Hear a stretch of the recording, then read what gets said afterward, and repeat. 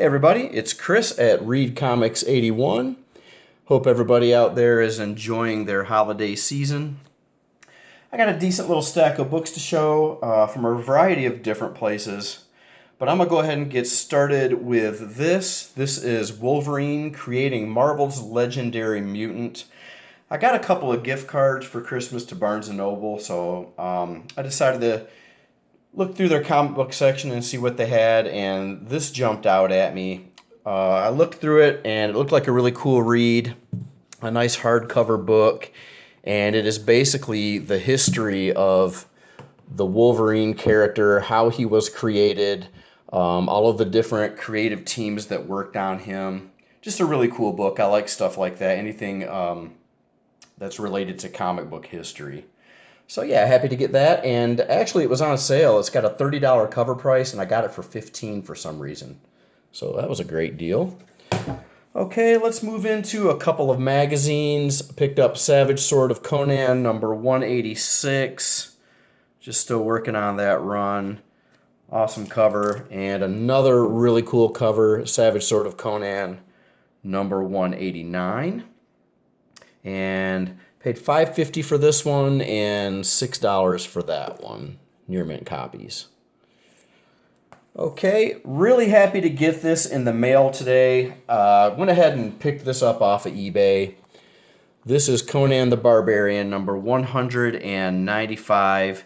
And this was the last issue that I needed to complete this series.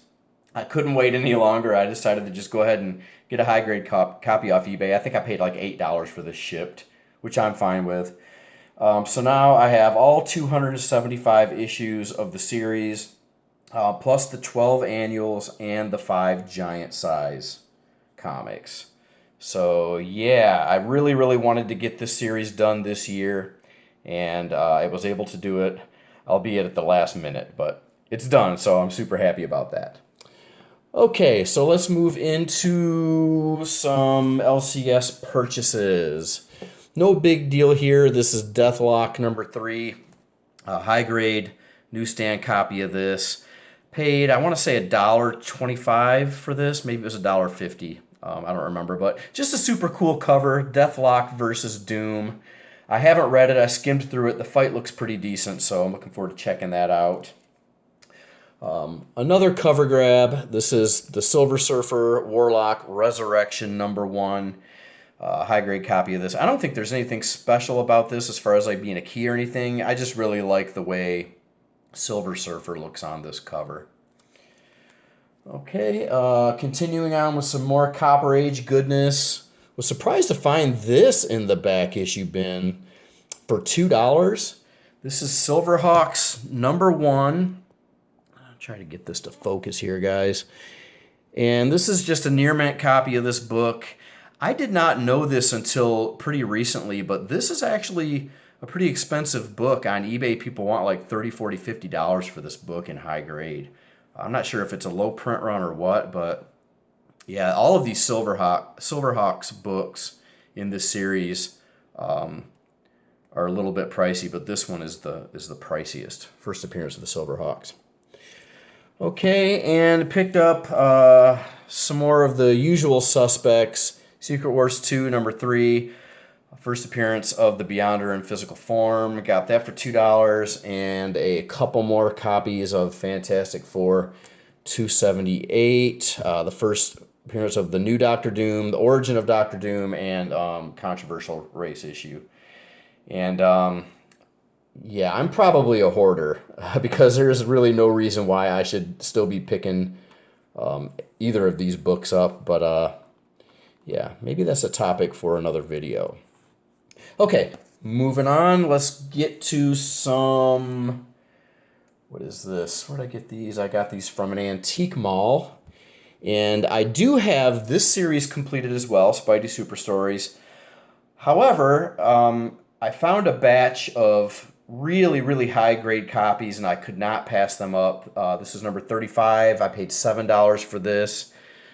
This is a really high-grade copy, probably in the 9s. Same thing with this one, number 43, easily 92, 94. Paid $7 for that. Page 7 for this one as well, number 49. This one is not as minty as the others. It's got a little bit of a ding on the back cover here. But other than that, I think I paid $6 for that. Nice copy. And a copy of number 51. Really, really nice high-grade copy of this. Probably near mint. And all of those that I just showed were all upgrades. So, yeah, happy to get these. It's really hard to find these Spidey super stories in high grade because they were made for kids and kids read them and, you know, abused them. So anytime you can find high grade Spidey super stories at a reasonable price, it's usually a pretty good deal. Okay, at the same place, I found Amazing Spider-Man number 132, Molten Man appearance.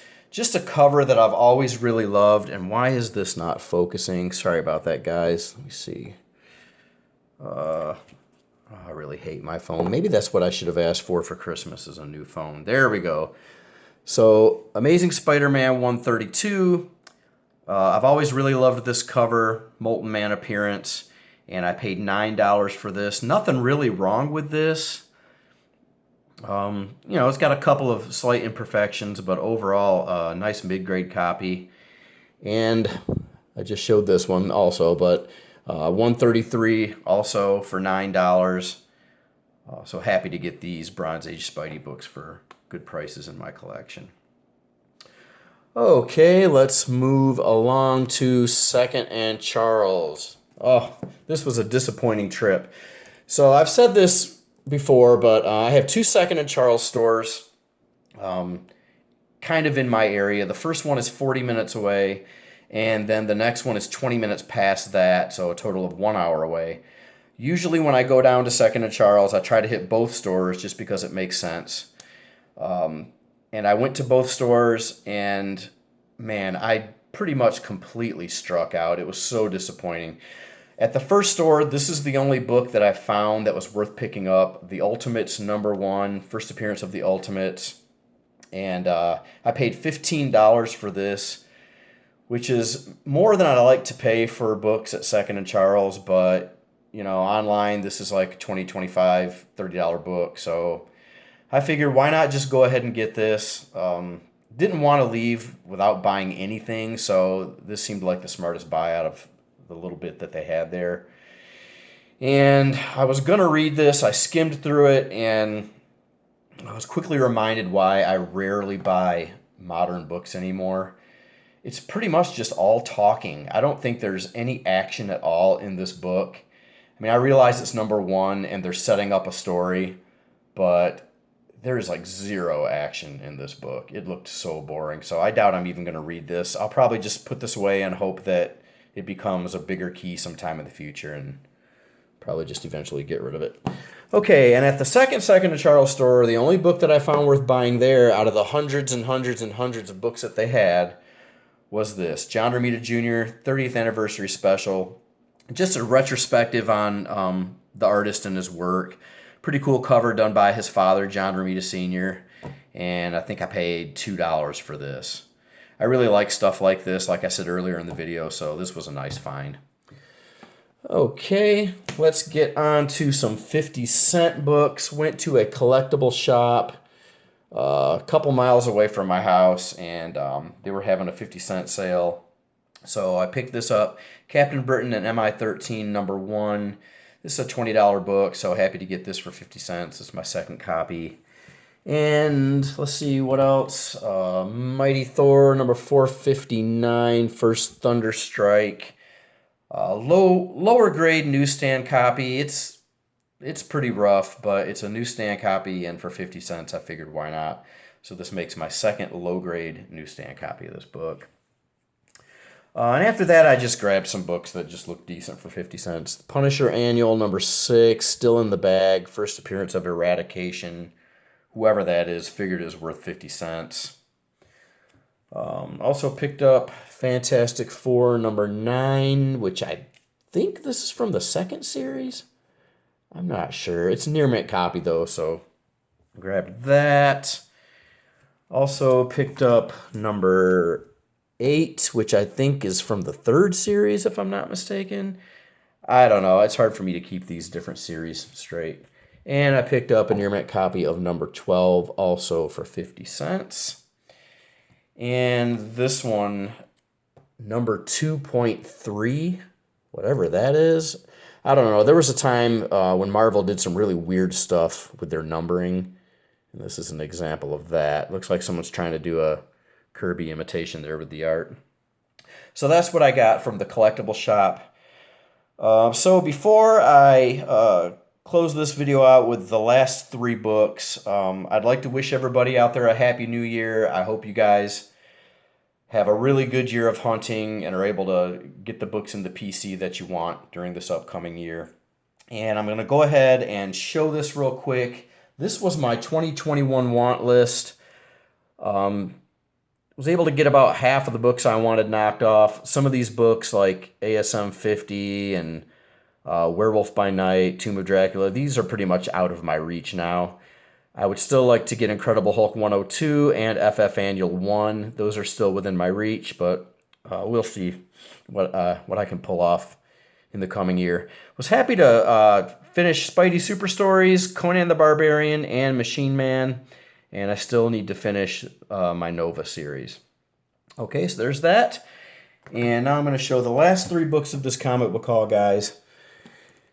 And these are also from eBay. And these are Bubble Funnies. I picked up number 2 with the Incredible Hulk. Still sealed. Paid $7. Paid $7 each for these shipped. There's the back cover. That's number 2. Number 1 was the Amazing Spider-Man, which I already have. Picked up number 3 with Captain America. Still sealed in the package. Love that cover. And I picked up number 4 with Spider-Woman, still sealed in the package. And there are a couple more. There's an Archie and a Sabrina, I think, but I just want the superhero ones, so I doubt that I'll get those last 2 books. So that does it, guys. Thanks for watching, and I'll see y'all next time. Happy hunting, everybody. Bye.